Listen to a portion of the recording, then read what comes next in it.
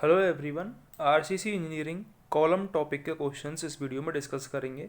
अगर आप चैनल पर नए हो तो सब्सक्राइब जरूर कर दें। अगर पहला क्वेश्चन है, which of the following member should have maximum cover. इनमें से मैक्सिमम कवर किसके लिए होगा?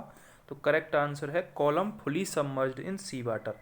जो कॉलम सी वाटर में फुली सबमर्ज्ड होगा, डूबा हुआ होगा, उसके लिए मैक्सिमम कवर हम यूज करेंगे। डी ऑप्शन करेक्ट होगा। ठीक है,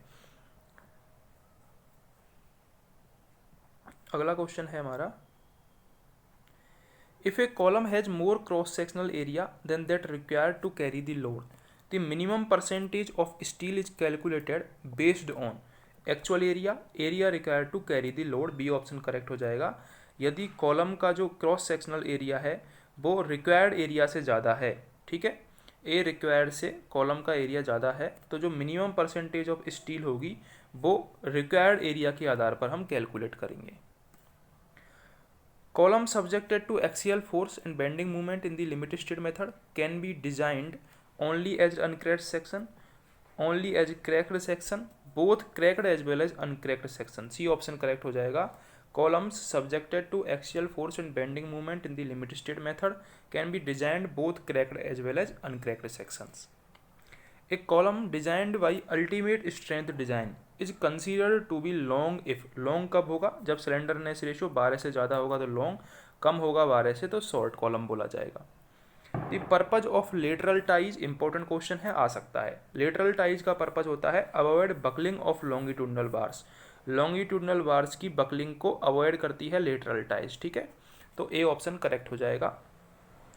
ए helically reinforced column of 300 mm diameter. Helically reinforced column है, डायमीटर 300 mm दे रखा है, 6 बार 24 mm डायमीटर के लॉन्गिट्यूडनल रेनफोर्समेंट दे रखे हैं।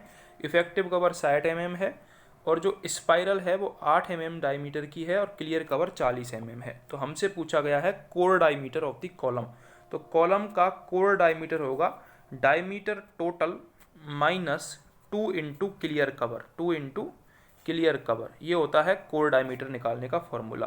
तो टोटल डायमीटर है 300 माइनस 2 इंटू क्लियर कवर है 40 का, तो 300 में से 2 इंटू 40 तो कितना आ जाएगा? 220 mm हमारा कोर डायमीटर निकल के आ जाएगा। याद रखना है formula D total minus 2 into cover.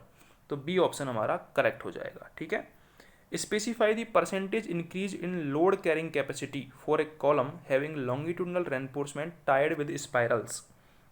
जब स्पाइरल के साथ टाइड किया जाएगा लॉन्गिट्यूडनल रेनफोर्स को, तो जो लोड कैरिंग कैपेसिटी है वो कितने गुना बढ़ जाएगी? तो वो बढ़ जाएगी 5%। ठीक है, ये आपको याद रखना है। हेलिकली रेनफोर्स्ड में हम 5% लोड कैरिंग कैपेसिटी बढ़ा के चलते हैं। डी ऑप्शन करेक्ट होगा।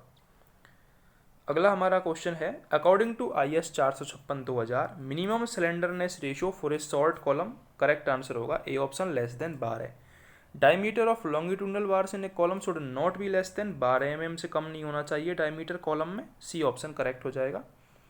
Minimum number of main reinforcement bar in A RC circular column. Circular column के लिए 6 होते हैं, रेक्टेंगुलर कॉलम के लिए 4 होते हैं, दोनों आपको याद रखने हैं।